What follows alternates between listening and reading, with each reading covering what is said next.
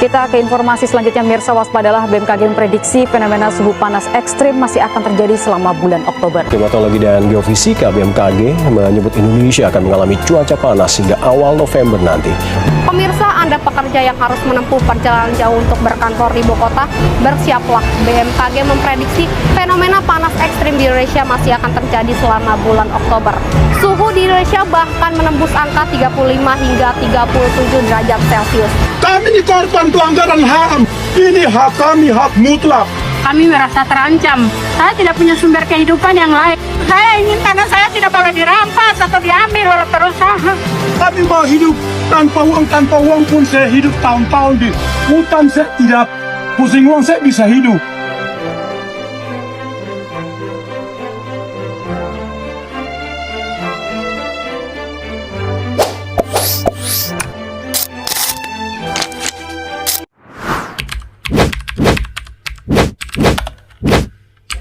Halo semuanya, kenalin kita dari kelompok MIP. Kita mau ngobrol-ngobrol nih sama dari bagian dari WAHI Nasional, Eksekutif WAHI. Nah, sebelum itu kayak kita kalau udah kenalan kurang enak ya. Mungkin kita kenalan dari kita dulu nih, teman-teman dari mahasiswa politik UPN Veteran Jakarta. Mungkin nama aku Akbar. Nama aku David.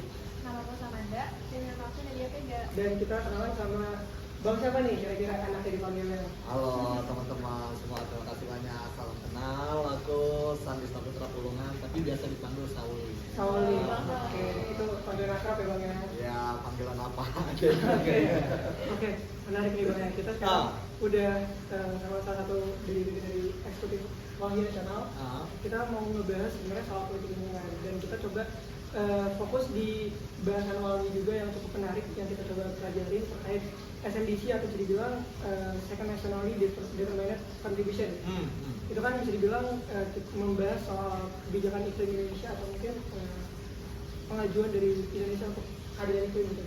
Cuman kita kayaknya kurang afdol atau kurang enak kalau belum mendengar penjelasan langsung dari Bang Sauli sendiri. Kira-kira SNDC itu seperti apa sih Bang dari WAHI itu sendiri? Iya, kita kan semua sebenarnya tahu ya, kondisi bumi kita ini sedang dalam ancaman kehidupan makhluk bumi lah, secara keseluruhan. Artinya apalagi soal orang muda, ya kan, kita tahu masa depan kita akan gimana kalau kondisi ini tidak dapat.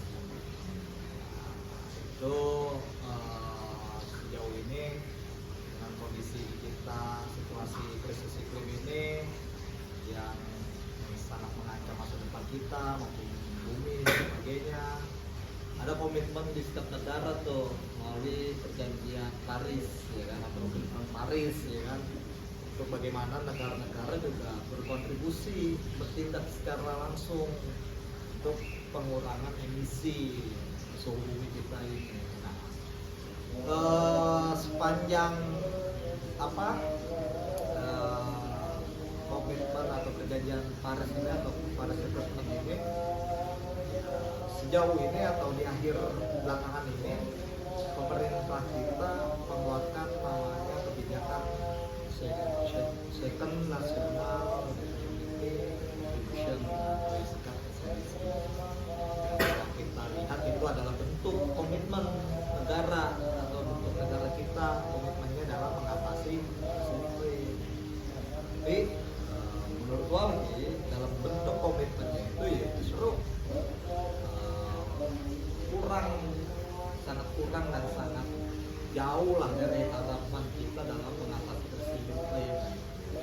Nah, kita menilainya dari situ bahwa SNDC ini masih jauh harapan dari WAHI untuk bagaimana pemerintah dengan cepat, tegas untuk menyelesaikan atau mengatasi itu yang kita lihat. Sebenarnya bagian paling penting ya, apapun kebijakannya yang penting substansinya buat WAHI, karena nanti kita akan melihat ya, kita menilai SNDC ini isinya masih jauh gitu. Kenapa makanya kita menilai SNDC ini kurang. Kebijakan yang keluarkan pemerintah terakhir ini sangat kurang untuk soal iklim. Terus substansinya sangat jauh sekali dari akar persoalan. Nah, sejauh ini kita juga melihat dalam kebijakan SNDC ini itu juga tidak melibatkan partisipasi publik. Lagi-lagi saya nggak tahu kenapa pemerintah tuh setiap mengeluarkan kebijakan mengesampingkan partisipasi publik ya. Dalam putusan MK itu harus tuh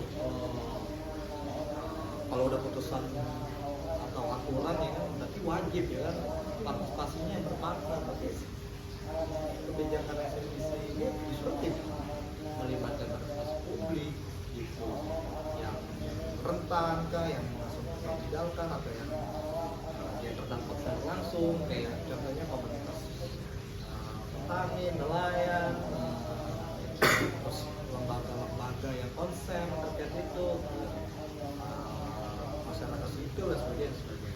Itu yang kita lihat buat kita justru kebijakan ini mana ya kita mau bilang ini adalah harapan negara serius mengatasi atau tidaknya, kita juga bingung juga nih kalau melihat dari awal aja partisipasinya aja tidak dilibatkan secara serius gitu. Kalau emang serius dia melihat realitanya langsung ke lapangan, menanyakan langsung, mengajak kawan-kawan dan sebagainya, masukannya juga didengar. Nah itu yang disebut dengan partisipasi makna, bermakna gitu. Dan itu diakomodir gitu, bukan suka-sukanya dia giliran ada partisipasi publik tapi justru usulan-usulannya ini malah disampingkan atau bahkan tidak masuk. Begitu kurang lebih Bang Akbar dan kawan-kawan. Berarti menurut kamu masih semula ya Bang ya ibaratnya? Ya, keseluruhan kita jadi begitu. Bahwa melihat negara karakternya kayak gini jadinya nggak nggak cerah gitu. Kita melihat dalam persoalan persatuan ini jadi nggak cerah gitu. Jadi semu banget, jadi bayang-bayang, jadi gelap, masih gelap dan suram dan sebagainya gitu. Jadi itulah kesimpulan kita bahwa SNDC ini jadi semua aksi nyata dari pemerintah atas krisis ini. Begitu. Karena dari yang saya baca itu dalam proses penggarapan itu cuma memakan pemotretan itu singkat ini cuma 1 bulan dan akses dokumen itu tuh terbatas gitu Bang. Jadi emang partisipasi publiknya ini emang benar-benar nggak ada maknanya gitu ya di situ ya. Iya, satu sisi kita melihatnya gini juga ya teman-teman. Kenapa kok pemerintah begitu cepat, terus transparansinya juga kurang. Maksudnya tadi teman-teman katanya untuk mendapatkan dokumen aja sulit ya untuk mengaksesnya. Jangan-jangan ini kan berkaitan juga sama soal COP kemarin, COP 30 tuh di Brazil tuh kemarin tuh. Jangan-jangan itu cuma sebagai panggung negara ke global atau ke dunia supaya bahwa negara ini sudah mengeluarkan kebijakan yang baik loh untuk ini. Jadi ya buat kita kok begitu caranya gitu, lagi-lagi kayak gitu caranya, cepat, terburu-buru, ya kita bisa bilangnya ugal-ugalan lah ya kan, suka-suka aja gitu, Kejar tayang dan sebagainya, terus tidak melibatkan partisipasi publik, transparansinya nggak ada, ya terlalu tergesa-gesa gitu. Karena kalau kita mau membicarakan soal krisis iklim atau masalah iklim, kan bisa kayak gitu caranya gitu.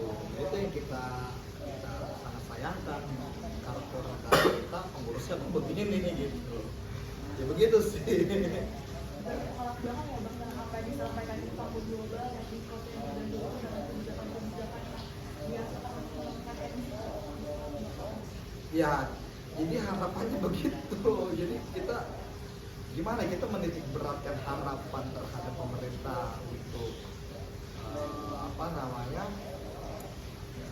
secara konkret juga ya solusi-solusinya terkait dengan masalah krisis iklim ini. Tapi satu sisi cara-cara atau kebijakan yang dikeluarkan pemerintah itu justru jauh dari untuk mengatasi persoalan seperti ini. Benar bertolak belakang kalau buat kita sih tadi itu nggak serius, negara nggak serius gitu dalam partisipasi iklim. Lagi-lagi pendekatan soal bisnis, lagi-lagi pendekatannya soal merusak lagi juga, lagi-lagi pendekatannya soal melanggar HAM dan sebagainya.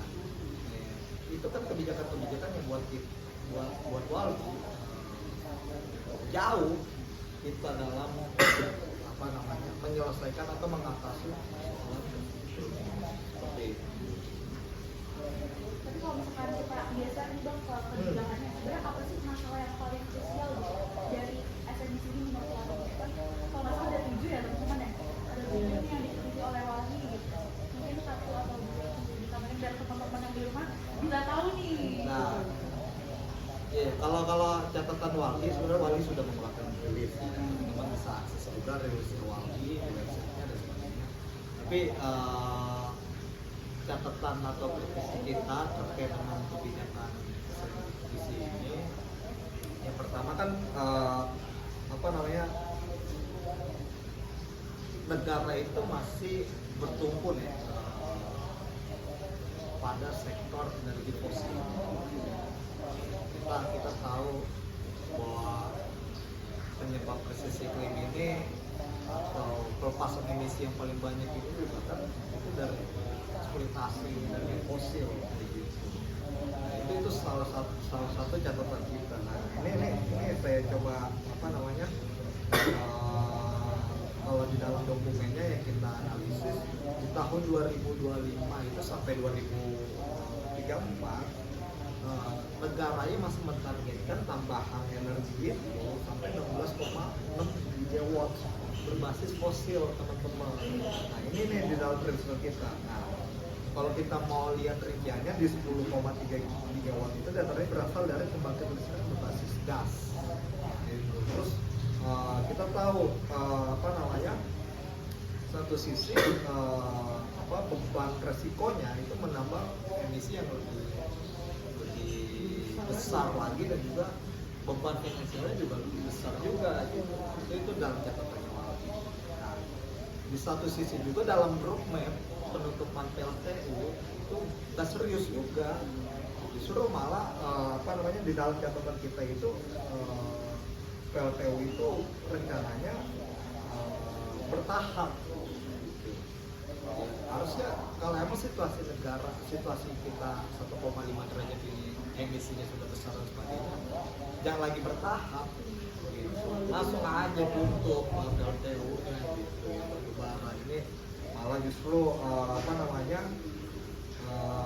PLTU itu dipertahankan untuk pembaruan sumber energi dan juga untuk biomasa dan sebagainya.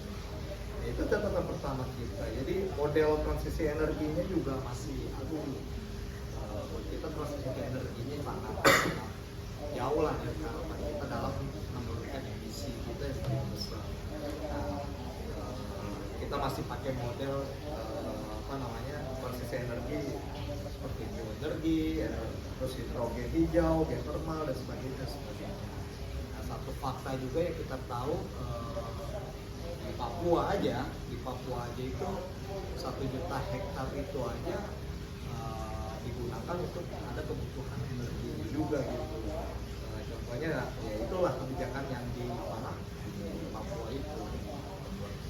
Ini sangat disayangkan gitu. Kebutuhan 1 juta hektar untuk kebutuhan beberapa energi doang. Jadi lepasan emisinya begitu besar, tapi kebutuhannya dalam pengurangan emisinya itu meningkat juga gitu. Nah, itu yang kita sayangkan. Artinya ada beberapa ancaman seperti deforestasi, seperti lahan, wilayah luar rakyat dan sebagainya, ya perluasan kebun kayu dan sebagainya. Nah, itu bukan kebijakan yang tepat, kebijakan yang baik dan tepat. Itu catatan pertamanya. Ya, sebenarnya ada banyak banget lah soal transportasi, percepatan, target 2 juta, kendaraan listrik roda dan sebagainya, dan ada kendaraan 4 dan sebagainya. Itu panjang. Yang ketiga ada sumber daya pangan dan energi yang kita tahu itu sebagai prioritas. menurut kita ini juga paling sangat luar biasa. Kalau kenapa sumber pada pangan dan energi ini, kalau 4,5 juta hektar itu dilepas, nah, dibabat dan dialihfungsikan atau dialihfungsikan 2,59 juta emisi, 2,59 miliar ton emisi itu akan terlepas. Nah, kita tahu kebijakan energi dan pangan itu kan membutuhkan 20 juta hektar ya. Bayangkan akumulasinya tuh 4,5 juta hektar kalau dialihfungsikan dilepas sebagai itu akan melepaskan 2,59 miliar ton emisi. Bagaimana dengan 20 juta? Jadi agak bingung juga kan, jadi berkontradiksi, bertolak belakang gitu dengan semangat komitmen negara mengatasi soal perubahan iklim atau krisis iklim. Ya, terus selanjutnya ada soal pendekatan adaptasi ekosistem, komunitas dan sebagainya. Ya, terus ada lagi soal bagaimana pembangunan model pendanaan yang kita lihat itu sangat tidak tepat sasaran, sangat menurut kita harusnya konsen terhadap di akar persoalan, tapi justru malah mendukung perusahaan atau investor lain dalam pendanaan tersebut. Itu terus itu dia soal carbon offset atau trading emission, ya kan, terus soal harvest food product dan sebagainya. Kita itu sangat sebagai catatan dalam SDGs ini yang jauh dari persoalan mengatasi bagaimana solusi konkret terhadap krisis ini. Begitu teman-teman. Banyak ya berarti catatan dari Bang Anies, sekitar ada 7 ya Bang ya berarti ya? Iya, kalau cuma 1-2 aja sih itu. Artinya kan kalau 1-2 kan presentasinya lebih besar lagi, ini 7 gitu. Jadi presentasi kebijakannya itu sangat jelek sekali. Sangat tidak tepat lah. Catatan itu besar-besar juga gitu ya, bukan remeh-remeh ya. Betul. Mungkin dilanjutkan lagi. Mungkin yang kita ketahui juga ya, harus disikapi bersama gitu. Kalau misalnya Indonesia sendiri itu masih bergantung dengan energi fosil gitu. Nah, dalam pandangan Wali sendiri itu kenapa hal tersebut tuh masih masalahnya menjadi besar gitu dalam upaya menekan emisi ini, bagaimana gitu menurut pandangan Wali sendiri? Gimana? Sorry. Jadi kan seperti yang kita tahu juga kan bahwa Indonesia ini masih menekankan atau bergantung dengan energi fosil kan. Dalam pandangan Wali ini, itu kenapa hal ini menjadi masalah besar dalam upaya menekan emisi? Ya, salah satu pelepasan emisi paling terbesar itu kan dari masih energi fosil. Selain pelepasan emisi, banyak dampaknya. Satu, pasti perampasan ruang. Terus kedua, perampasan ruang sumber kehidupan juga, sumber kehidupannya. Yang ketiga, ekosistem hancur. Ya, itu kan salah satu yang menurut kita, kenapa pilihannya harus energi fosil? Kenapa nggak pilihannya yang lain? Kenapa nggak teknologi yang lain? Buat kita, Walhi itu sederhana aja ya dalam melihat kebijakan.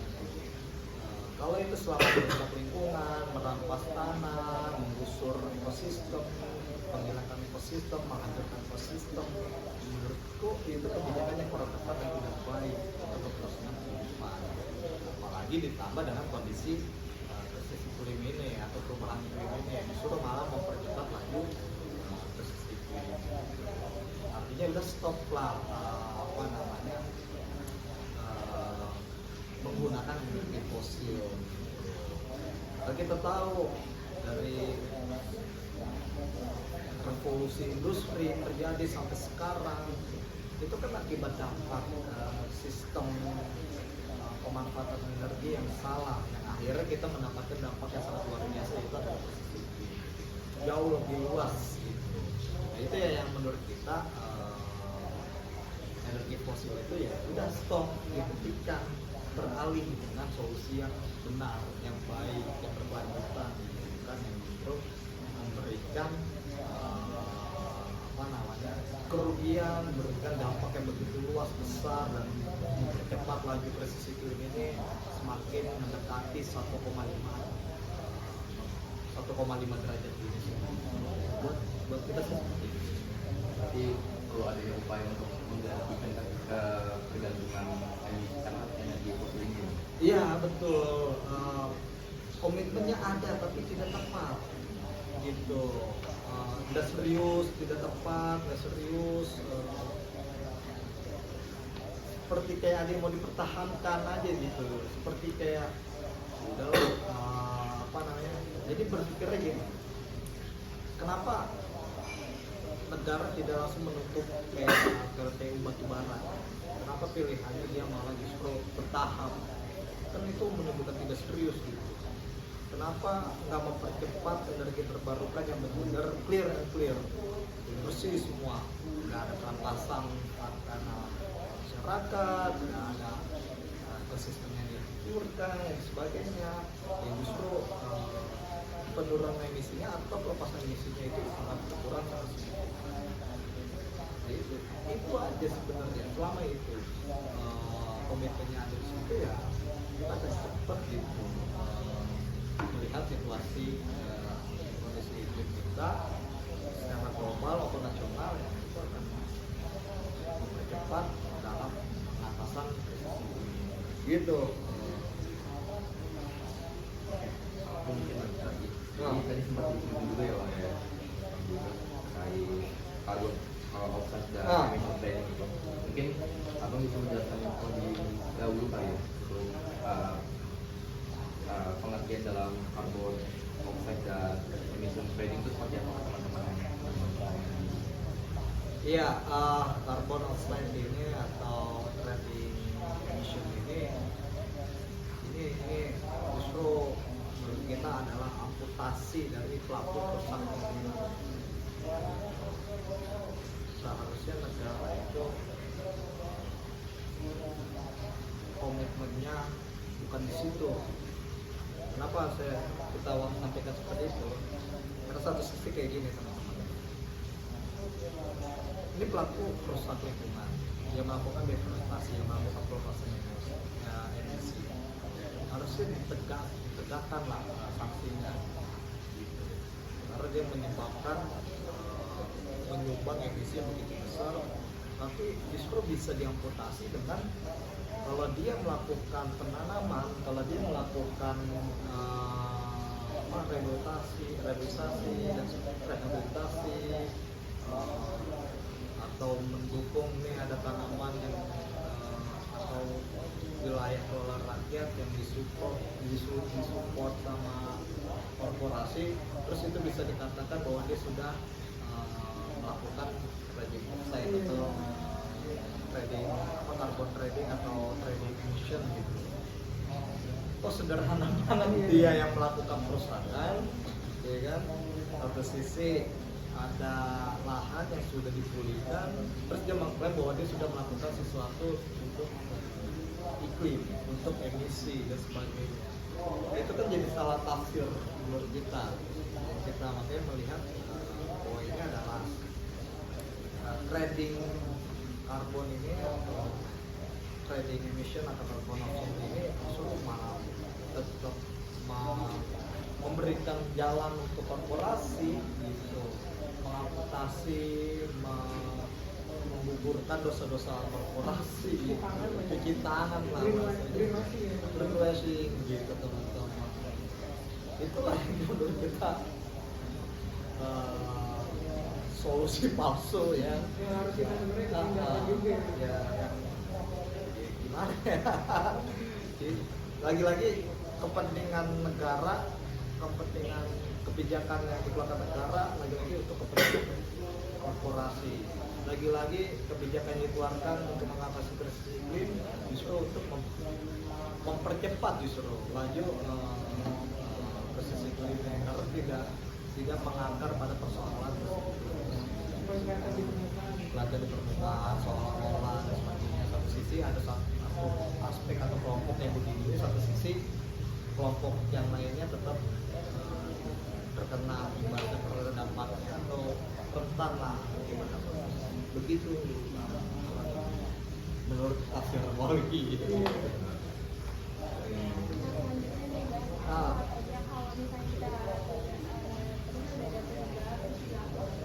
Kalau misalnya dilihat dari sisi politiknya nih, menurut Abang pun bagaimana relasi antara negara terus perusahaan-perusahaan usaha dan masyarakat sipil ini terhadap adanya kebijakan tersebut? Ya kalau buat kayak kita masyarakat sipil ya jelas sikapnya. Dengan 7 poin itu menyatakan bahwa target emisi ini target semua untuk mengatasi emisi yang begitu dan sebagainya ya. Yang sangat bertolak belakang. Ya, cuman kalau untuk korporasi ya saya nggak tahu. Mungkin bisa ditanya tuh wawancara negara, wawancara juga negara, dan jadi aktornya di perusahaan juga bisa diwawancarain. Ya kalau mungkin ini asumsi saya atau ini aja ya. Jadi mereka senang lah. Jadi kepentingan mereka yang diakomodir daripada kepentingan masyarakat. Pertanyaannya sederhana aja, bagaimana dengan aktor yang lain seperti petani, seperti nelayan dan sebagainya. Lagi-lagi kepentingan bisnis yang diakomodir. Lagi-lagi masyarakat rentan yang langsung mendapatkan dampaknya secara signifikan atau secara apa ya? Secara langsung gitu. Petani, nelayan, kita tahu petani dengan kenaikan suhu bumi, pelepasan emisi yang banyak ini, yang besar ini, cuaca semakin sulit mereka prediksi. Ya, udah nggak tentu. Terus nelayan kalau mau nangkep ikan atau mau melaut juga dia biasanya tahu arah angin bulan ini, bulan apa, dia tahu kapan musim badai dan sebagainya, dia tahu kapan ikan berkumpul dan sebagainya. Tidak akan sulit gitu. Pertanyaannya itu kebijakan itu mengakomodir untuk kepentingan siapa? Lagi-lagi bukan untuk kepentingan masyarakat seperti petani, nelayan dan sebagainya. Termasuk kita lah orang muda. Lagi kepentingannya untuk bisnis, kepentingan kelompok usaha, pemodal. Begitu. Nah, kalau misalnya di tengah relasi kekuasaan itu, posisi WAPI dan organisasi masyarakat sipil itu sejauh mana sih bisa mempengaruhi arah kebijakan yang dibuat? Aduh, gimana ya teman-teman ya? Jadi kalau kita ngomongin soal intervensi kebijakan ya, mungkin teman-teman juga paham lah. Teman-teman nanti yang nonton juga pasti kayaknya paham betul ya. Gejolak perpolitikan kita 10 tahun terakhir ini kayak gimana ya kan? Saya coba mau menggambarkan aja kali ya. Dulu zamannya belum periodenya Jokowi, kita tahu KPK, undang-undang KPK itu benar-benar diacak-acak. Kita nyebutnya acak-acak lah, ya kan? Banyak penolakan dari masyarakat sipil, bahkan sampai korban banyak juga, tapi tetap disahkan. Terus kita tahu juga itu tahun 2019 ya, masyarakat sipil ramai betul tuh bagaimana reformasi itu dikorupsi ya kan. Satu sisi setahun kemudian ada namanya Omnibus Law ya kan. Kita tahu bagaimana gerakan masyarakat sipil itu menolak Omnibus Law sangat besar sekali ya kan. Terakhir pada penundaan tapi dipaksakan juga. Periode sebelumnya ini presiden periode sebelumnya mengejar Kepres itu pertarungan kita sampai 3 tahun dan dia mengeluarkan Kepres gitu. Artinya ya kita baca ini semua kebijakannya yang tidak mengakomodir kepentingan rakyat, kepentingannya lagi-lagi kepentingan bisnis. Kita tahu Omnibus Law itu untuk bisnis, itu jelas pernyataannya presiden sebelumnya Joko Widodo dan sebagainya. Terus ada lagi kebijakan militer, terus RUHP dan sebagainya, belum lagi yang lain-lainnya. Jadi terakhir itu kita tahu itulah akumulasi ya di bulan Agustus itu akumulasi kemarahan publik, bagaimana mengintervensi kebijakan, tapi justru kita dikriminalisasi, kita diintimidasi dan sebagainya. Jadi melihat karakter pemerintah kita sekarang kayak gini udah sulit sekali kayaknya. Ya bukan sulit, masyarakat sipil ini akan tetap bergejolak, akan tetap mengintervensi politik dan sebagainya semampu mungkin. Tapi kalau ditanya bagaimana bisa atau berhasil ini, Kayaknya agak susah juga loh. itu kayaknya harus tanya sama pemerintah. Kita tanya kan. Harus tanya sama pemerintah, diakomodir apa enggak gitu dan sebagainya. Beberapa kali kan, nah ini yang terbaru yang kita masih mengawal ya kan, bagaimana soal reformasi kepolisian. Terus kedua, sebelum itu ada namanya soal penyelesaian konflik penyelesaian konflik agraria. Nah itu sejauh mana itu implementasinya dan sebagainya. Setelah itu di apa namanya, katanya mengakomodir kepentingan masyarakat atau publik atau masyarakat sipil, tapi sampai sekarang ini sejauh mana itu dijalankan. Kan beda sama SNDC, sebulan ya kan langsung digas dan sebagainya, partai publik kayak gitu ini. Lagi-lagi negara karakternya seperti itu, tidak mau melibatkan partai, padahal kita tahu putusan MK harus melibatkan partisipasi publik yang bermakna dan sebagainya, tapi malah diperlukan lagi. Jadi ya tetap Walhi akan terus mengintervensi kebijakan dan sebagainya. Ya tentunya harus juga ada pelibatan teman-teman masyarakat sipil yang luas dan sebagainya ya, untuk terus mengakomodir kepentingan publik, bukan untuk mengakomodir. Ya berbagai cara kita akan lakukan, kita akan dorong terus ya selama-lamanya iman ya seperti itulah teman-teman. Tapi paling nggak kita harus optimis lah. Ini demokrasi kita, demokrasi pemerintah yang ya Udah apalagi udah misalnya dia dari pagi banget, Iya. bisa terakhir langsung aja gitu. saya punya keyakinan di situ, tapi kalau berharap untuk pemerintah Kita jangan pemerintah. kita tanyakan ke pemerintah.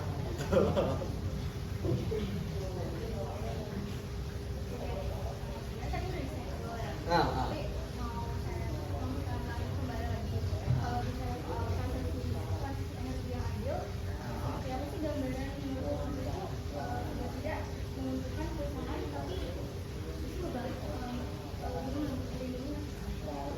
yes, sebenarnya sederhana aja ya teman-teman. Tadi jawaban pertanyaan sama kayak siapa? David. Ya selama dia tidak merusak lingkungan hidup, tidak merusak ekosistem, tidak mengambil rumah atau habitatnya gajah, ya kan? Tidak merampas, mengusur habitatnya hewan-hewan yang lain, ekosistem yang lain dan sebagainya, bahkan juga lahan petani dan sebagainya tidak dirusak, dirampas, tidak digusur. Terus satu sisi itu juga menguntungkan pada masyarakat. Sederhananya seperti itu aja gitu. Tapi kan sejauh ini kan bertolak belakang ya kan, merusak, merampas, menghancurkan habitat hewan, menghancurkan keragaman hayati dan sebagainya, petani dirampas, tanahnya digusur dan sebagainya. Nah, antitesanya sebenarnya itu aja, baik dan bersih, berkelanjutan dan sebagainya. Sederhana itu aja. Kita punya mimpi sebenarnya, punya cita-cita. Walhi ini punya serahkan aja ke masyarakat. Energinya itu diberikan pengelolaannya langsung ke masyarakat. Kenapa pilihannya harus batu bara? Kenapa nggak kayak sinar matahari, cahaya panas matahari? Terus kenapa nggak angin yang kita berdayakan? Kenapa nggak laut obatnya, ya kan? Kenapa nggak sungai? Karena negara kita ini adalah negara tropis, semuanya ada gitu. Apa harus menghancurkan dan mengeksploitasi, mengeruk kayak gitu? semuanya sudah ada, sudah terlihat gitu. Angin tanpa perlu diinterpretasi, matahari tanpa harus diinterpretasi, sungai kita banyak gitu. Di desa-desa, di pelosok-pelosok. Kenapa nggak pilihannya itu? Kenapa pilihannya yang harus merusak dan sebagainya? Pilihan buat wali ya seperti itu. Kenapa nggak energi-energi yang justru menunjang kehidupan masyarakat yang kita bisa manfaatkan? Nah itu yang menurut kita tuh negara kita itu punya kultur yang sangat luar biasa, keistimewaan yang sangat luar biasa itu tropis yang beda dari negara lain. Musim kita juga beda dari negara lain. Yang itu kenapa nggak dimasakin seperti itu sih gitu? Itu pertanyaan. Kembali lagi tuh kenapa pilihannya harus negara energi fosil lagi yang harus mengeluh eksploitasi dan sebagainya. Buat wali itu seperti itu. Jadi bisa dibilang dari yang kita bahas tadi ya, NTBC-nya juga nggak terlibat sama masyarakat. Masyarakat juga nggak dilibatkan, istilahnya itu nggak ngerasain gitu ya. Dan kalau misalnya sebagai penutup mungkin ya kita juga dari wali sendiri pesan gitu, mungkin buat orang muda nih, buat kita juga ya Bang ya, yang mungkin sebenarnya mungkin kita juga sebenarnya baru tahu nih soal SNDC ini, kita baru SNDC ini baru terbit dan kita tuh sudah dilibatkan atau mungkin masyarakat itu nggak dilibatkan, kita juga baru tahu gitu. Mungkin dari wali sendiri ada pesan yang mungkin kita orang muda yang biar kita tuh bisa lebih sadar gitu soal resisten itu sedapat itu gitu, dan sedekat itu gitu. Dan untuk masyarakat itu dampaknya seperti apa itu gitu. Bagaimana kita mungkin dari wali itu sendiri pesan buat kita semua kiranya bisa ikut terlibat aksi nyata gitu. Ada dampak yang mungkin akan kita hadapi terus nih ke depannya. Iya, iya. Situasinya emang lagi sangat tidak berpihak buat kita teman-teman. Kayaknya juga buat teman-teman yang nonton juga ini juga ancaman buat kalian semua gitu. Pertama gini ya teman-teman, saya mau balik dulu ke sejarah ya. Teman-teman orang muda ya, khususnya orang muda. Dulu waktu mungkin gue sama Akbar ini sering nih ngobrol atau ngasih pesan kayak gini-gini, tapi gue cuma pengen ini aja, kita pengen tahu pada masanya kita ini kayak gimana. Dulu 1926 Sumpah Pemuda itu datang. Di 2 tahun kemudian ada deklarasi Sumpah Pemuda ya kan, tanah air satu, bahasa satu ya kan, dan sebagainya. Di 28 tahun kemudian itu imajinasi masih belum bentuk Indonesia, masih belum negara bentuk Indonesia. Tapi 27 tahun kemudian 1945 kita merdeka, artinya kita punya mimpi tuh. Dulu tuh pemuda-pemuda 1926-28 sebelumnya dan sesudahnya itu justru dia punya mimpi gitu, dari persoalan yang dia alami pada masa itu. Bagaimana dia bisa merdeka lepas dari imperialisme, kolonialisme dan sebagainya. Dan kita tahu bagaimana kekuatan Belanda, Jepang dan sebagainya itu sangat luar biasa. Terus kita naik lagi ke tahapan selanjutnya, 65, 66 Soekarno yang begitu dicintai sama rakyatnya tumbang juga sama mahasiswa. Terus masuklah Orde Baru. 98 kita tahu teman-teman masih dekat lah, bisa ditelusuri sejarahnya. Tumbang juga Soeharto yang begitu katanya sangat luar biasa kediktatornya, tapi bisa tumbang. Poinnya yang saya mau sampaikan adalah di situ ada loh mimpi anak muda yang akan rindu orang muda untuk perubahan. Nah, dalam kondisi sekarang perubahan apa yang ingin anak muda, orang muda ini lakukan? Nah, pertama itu dulu, pesannya adalah kita harus punya mimpi dulu dan harapan. Indonesia ke depan itu mau jadi kayak apa, melihat sistem negara kita kayak gimana, demokrasi kita kayak gimana. Bahkan kalau mimpinya itu ya bagaimana kalau kita bisa dapat rumah di Jakarta itu gratis, nggak beli, ya kita tahu. Terus bagaimana kalau kuliah teman-teman itu juga kalau bisa gratis ya gratis, jangan lagi murah karena itu ada konstitusi gitu, bukan lagi murah. Kita tahu bagaimana sekarang kuliah itu mahal dan sebagainya. Nah sekarang juga ada ancaman naik listrik. ke depan teman-teman ini adalah pemimpin. Ya kita lah, saya sama teman-teman ya kurang dikit lah, jaraknya nggak terlalu jauh. Kita akan memimpin gitu ke depan. Kalau nggak kita mulai ya sekarang, tekanan politik, mengintervensi kebijakan dengan cepat, dengan tegas, dengan keras ke pemerintah, akan semakin cepat juga masa depan kita akan hancur dan suram buat jadi kita harus bergerak. Ya pakai tumbler, pakai Gojek, pakai apa lagi, pakai transportasi umum, jangan lagi pakai kendaraan motor dan sebagainya. Jadi itu udah umum lah ya. Tapi akan persoalannya itu adalah di kebijakan.